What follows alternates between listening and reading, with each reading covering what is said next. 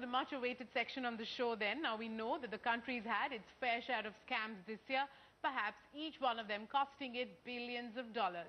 And so time for some action. Delhi's startup community has decided it doesn't want to remain a silent spectator. They're building a startup product that will actually help fight corruption. Sudhir Syal is here with the lowdown. So hello and welcome to this very special session. We have a number of entrepreneurs here and we're going to try and see if they can all build a product idea that will fight corruption. India has been struggling with a number of scams, the 2G scam, the CWG scam, the Ali Hassan scandal. So we're turning down to the entrepreneurs to help us with dealing with all these scams. The rules are very simple. Each one of you all here give one product idea and you can give multiple product ideas as we go along. Give your product ideas. They all put down on this chart paper here. Each one of them have 2 stickers each. So all of you all are allowed to vote for 2 product ideas. So 1 vote per idea, and then we tally which product idea has the maximum number of votes, and then we try and build that startup. Right? They're also armed with these yellow balls.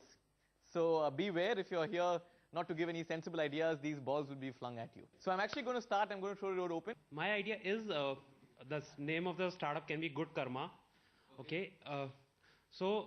I mean, the idea is that corruption hurts somebody. So, okay, so if I am a victim of a corruption, I am the person who would be most likely to fight it. So, a mobile application, so if you are seeing a pothole in a road, you can just take a picture and automatically, I mean, it will take the coordinates. So, it will know, okay, which is the location, and you can put a small description. Now, your identity will be anonymous. So, okay, so people will be able to see, okay, where is this problem, but they would not know who uploaded this. Now, similarly, you can report, okay, black money or stuff like that. And if that person gets caught and government rewards you, a portion of that will go to the startup. So basically what you're saying is a mobile application that enables people to put up sources of corruption or things they want changed. My idea is about a corruption rating agency. The basic idea is, you rate different cities or different counties basis corruption, and the least corrupt county or city gets the most investment. It's like something like CRISIL for corruption. Yeah. Talking about a whistleblower fund. So the startup starts a fund which is essentially prosecutes people that they think are corrupt. If they actually successfully prosecute, then a portion of the amount that's caught in the corruption scam, you get into your fund. You can also make sure that the people who come out guilty owe alimony to the fund. Next person, yeah. First idea is IndiaLeaks.org. It's essentially a similar model to WikiLeaks started by Julian Assange from Australia. And we clearly know what war crimes America has done in Iraq and how people like Hillary Clinton are very nervous. Right. And so we create a portal like that where people can honestly post a lot of stuff which can be in the public domain. And that puts pressure on the government. This is something that I want to work on. It's like a Google. Okay, this will help you not get into corruption in the first place. Okay. Most of corruption happens because you don't know the law. You don't know how things work. So if you upload rules in a simple, basic fashion, people can just be members of it, pay a couple of $1,000 per annum. Right. So every time I key in, if I have a question, people can just be members of it, pay a couple of $1,000 per annum. Right. So every time I key in, if I have a question, I key in what is the procedure to, for example, file sales tax XYZ. And I am told who's the concerned person, records are updated. So there's a business model there because people are paying you for it. And because you know what has to be done, you won't land up paying a bribe. My idea is to build sort of a SaaS product which the larger banks in India can deploy on top of their transactional system. And it would look for trends of chain transactions or a transaction which is very high or low value, or money came into your bank, then 10 transactions of smaller amounts went out to different bank accounts. And the software would automate the part of reporting these transactions to the RBI. So the banks would pay for the product because this is actually a mandatory requirement for them. So it doesn't stop corruption, but it makes sure that finding the sources of the money movement is automated and more computerized than manual. The ideas came in thick and fast. And after we ran out of space, it was time for the voting to begin. 2 votes per audience member. After some frenetic voting, one idea stood out from the rest. 5, 6, 7, 8, 9, 16.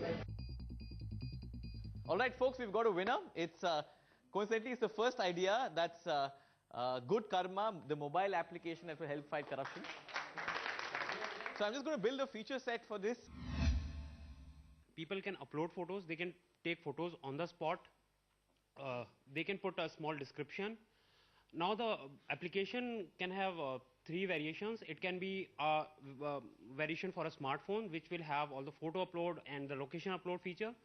It can also have a basic application which can work on any 1600 rupees mobile phone and which doesn't need even GPRS to work. So it works on SMS? Yeah, it works on SMS. There is an analytical engine in the back end which actually tracks you how many complaints are coming for a particular problem or how many people are concerned about those problems. That will let the company decide which complaints to follow. I want to add a call center backup. Call center. Because somewhere in like rural areas, people don't have the facility to, they don't know how to send the messages and all. There are quite a few people who would be concerned about anonymity. Sure. Therefore, we should have some kind of an offline paper-based thing, maybe some kind of drop boxes. So I have an offline mechanism to build this as well. Okay. Great. Should this also, since he's talking about offline, should we also have a web interface to build it, right? So you agree with the offline? Yeah, I agree. Okay, fine. Photo uploads, location data, anonymity for both online and offline submissions. The entrepreneurs clearly have in their mind a feature-packed product. Next up, the market strategy. Social media is the first, so because everybody feels the pain, so people can, we can create an event on Facebook and people can share it. Partnerships with Times Now or print media. Okay. It's, because based on the recommendation engine, because area always wants this kind of content. So I'm sure we can strike an exclusive partnership with them. Have a talk with phone manufacturers and call phones corruption-free if they pre-install the software on their devices or something like that. Social media, exclusive partnerships with media firms, and corruption-free handsets. It's a multi-pronged go-to-market strategy they're looking at.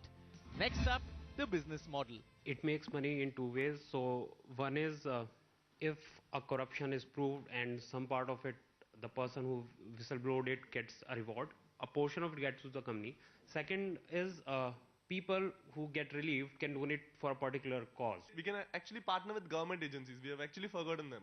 Sure. Because there's some part of the government like vigilance or whatever, which is actually behind corruption in a legal manner. So maybe we can sell them data.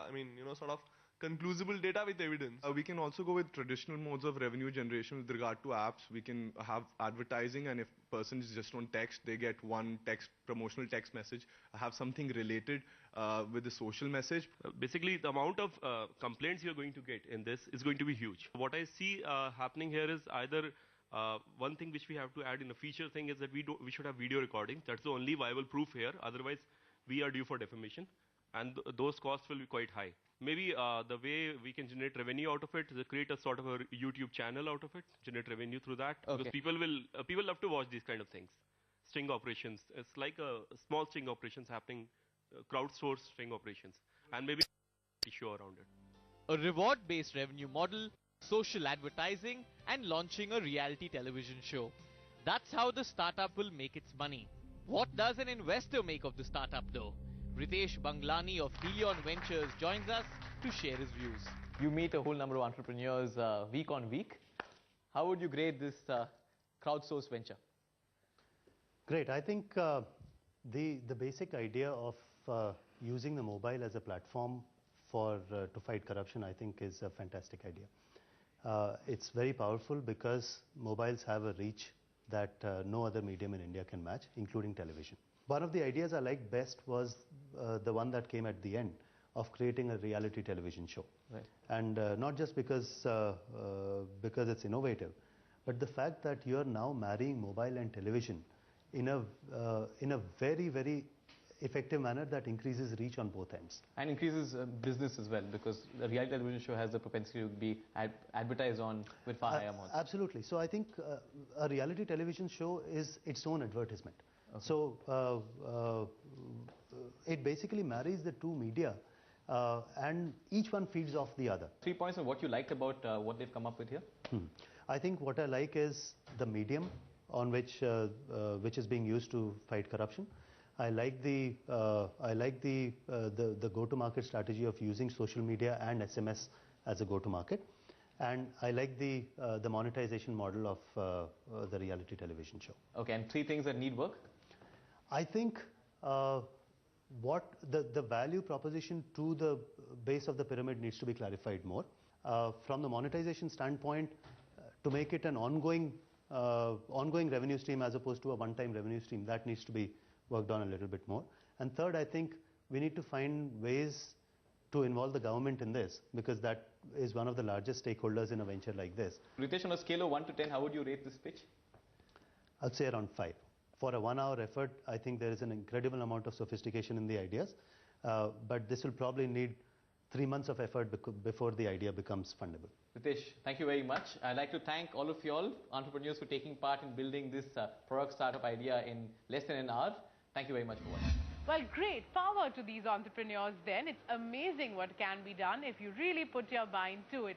We'll take a breather here on the show, but coming up, a solution to prevent car theft. Technopurple makes their pitch right after this break.